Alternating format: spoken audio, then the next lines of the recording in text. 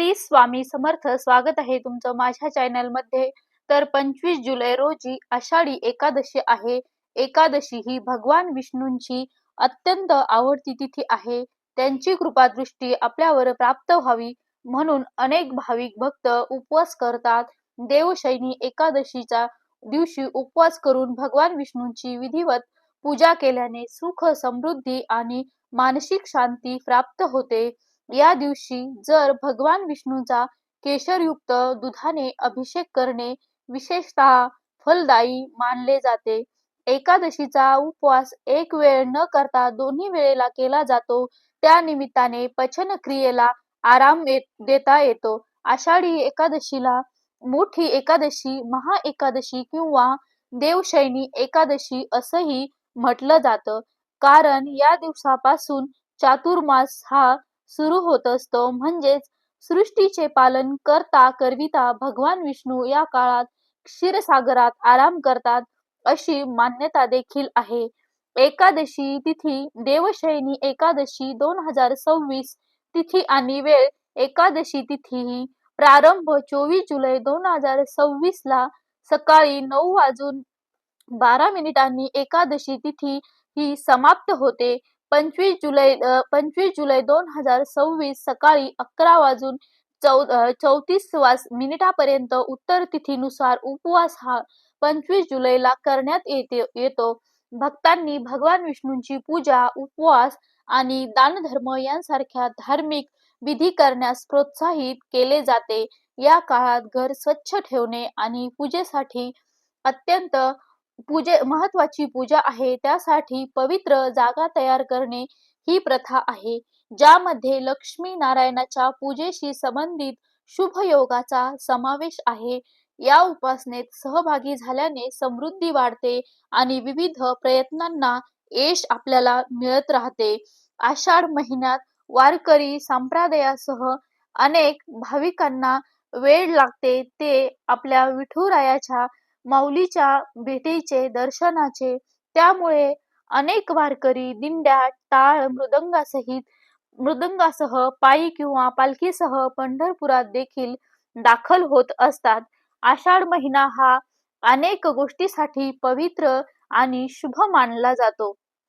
या वर्षी आषाढी एकादशी ही सन 25 जुलै शनिवार रोजी आहे. तिला देवशयनी एकादशी असंही म्हटलं आहे. या महिन्यात देवशयनी एकादशी झाल्यानंतर श्री विष्णू निद्रा अवस्थेत जातात. त्यामुळे पुढील 4 महिने कोणतेही शुभ कार्य करण्यास वर्ज मानले जाते. तसेच त्यानंतर चातुर्मासही सुरू होतो. आषाढ महिना सुरू होतो. आषाढ महिना हा पवित्र असल्याने रोज ब्रह्ममुहूर्तावर उठावे. तसेच रोज सकाळी तुळशीला जल अर्पण करावे. सकाळी गायत्री मंत्रांचा जप देखील करावा. या दिवशी सत्कार्यात वेळ घालवावा, जसे की मंत्र जप, तप, ओम नमो भगवते वासुदेवाय, ओम नमः शिवाय, ओम रामदूताय नमः, ओम कृष्णाय नमः आणि ओम रामाय नमः या मंत्राचे नामस्मरण आपण दिवसभर करावे. सूर्यदेवाला जल अर्पण करून सूर्यदेवाचा मंत्र जपावा.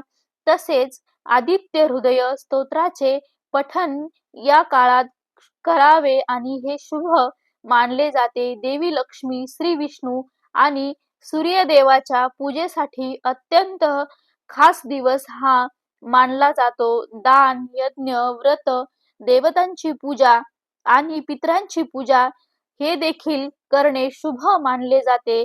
या काळात पैसे, कपडे आणि धान्य दान केल्याने शुभ फले मिळतात.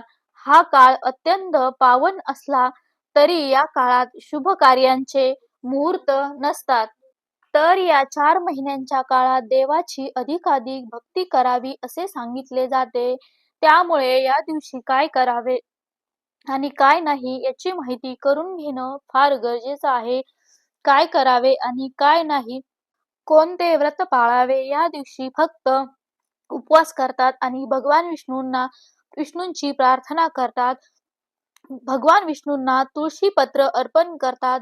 भगवान विष्णूला तुळशी फार प्रिय आहे असं मानलं जातं. त्यामुळे या दिवशी न विसरता भगवंताला तुळशीपत्र अर्पण करावं. त्याशिवाय पूजा ही अपूर्ण मानली जाते. अन्न या दिवशी जे उपवास करत नाही त्यांनी तामसिक अन्न सेवन करू नये. मसालेदार मांस, मासे, अंडी, कांदा, लसूण खाऊ नये. यामुळे नकारात्मकता येते. मात्र वयस्कर किंवा लहान मुलं जर असतील तर धान्याचे सेवन ते करू शकतात. या दिवशी या दिवशी उपवास असो वा नसो, पण पैसे, वस्त्र, अन्न आणि पाणी यांचे दान करायला हवे. हे अत्यंत पुण्याचे कर्म मानले जाते. या दिवशी ब्रह्मचर्य पालन करावे. ब्रह्मचर्य पालन करायला करायला हवे. संपूर्ण दिवस मंत्रजपात या दिवशी घालवावा. या दिवशी एकादशीचे व्रत करावे. याशिवाय एकादशीच्या तिथीला धार्मिक आणि वैज्ञानिकदृष्ट्या अतिशय महत्त्व आहे. अनेकांना हे व्रत सुरू करावेसे वाटते. त्यांनी आषाढी एकादशीपासून या व्रताची सुरुवात करायला हवी. एकादशीला करू नका ही 14 कामे. एकादशीला घरातील झाडू फेकून देऊ नये. यामुळे लक्ष्मी नाराज होते व भगवान विष्णूंचा आशीर्वाद आपल्यावर मिळत नाही. म्हणून एकादशीला चुकून सुद्धा घरातील झाडू फेकून देऊ नका. एकादशीला केस कापू नका. एकादशीला मौन व्रत बाळगावे किंवा कमी बोलावे. कोणत्याही प्रकारची लबाडी, कपट, कारस्थान करून कोणालाही या दिवशी फसवू नये. तसेच क्रोध करू नये किंवा कोणाचा अपमान होईल असे बोलू नये. कटू वचन बोलू नये. कोणाला दुखवू नये. आपल्यामुळे कोणाला त्रास होईल असे वागू नये. एकादशीला झाडाची पाने तोडू नये. गळून पडलेले पानेच घ्यावेत. मासा, कांदा, लसूण, पालेभाज्या, मसूर, नाचणी, उडीद, मध, तेल इत्यादीचे देखील सेवन हे करू नये. जुगार, निद्रा, पान खाणे, परनिंदा, कपट, चुगलीखोरी, हिंसा, मैत्रीत खोटे बोलणे, कुकर्मापासून दूर राहावे. सत्य वचन बोलावे. निंदकाशी बोलू नये. उलट श्रीहरी विष्णूंचे नामस्मरणात वेळ घालवावा आणि गोमातेची देखील पूजा करावी. त्याचप्रमाणे अन्नदान हे अवश्य करावे. अन्नदान हे सर्वश्रेष्ठ दान मानले जाते.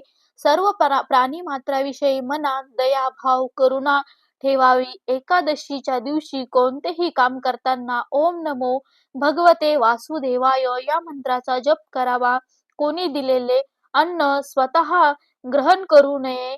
या दिवशी तांदूळ देखील खाऊ नये. या दिवशी भात किंवा तांदळाचे पदार्थ खाऊ नये. कारण एकादशीला भात खाणे वर्ज्य मानले जाते. या दिवशी आपण तामसिक पदार्थ, केस, दाढी, नखे कापण्यास मनाई आहे. एकादशीच्या दिवशी चुकूनही तुळशीची पाने तोडू नका. तसेच तुळशी, केळी, पिंपळ, कडुनिंब, वड या झाडांना हानी पोहोचवू नका. या दिवशी धान्याचे सेवन करू नये. आजारी वयस्कर मुलांना उपवास करणे शक्य नसेल तरी भात शिजवू नये. बिछाण्यावर झोपू नये. मांस, मदिराचे सेवन करू नये. हिंसक वागणे टाळावे. झाडांचे पान, फुलं तोडू नये. विडा खाणे वर्जित मानले गेले आहे.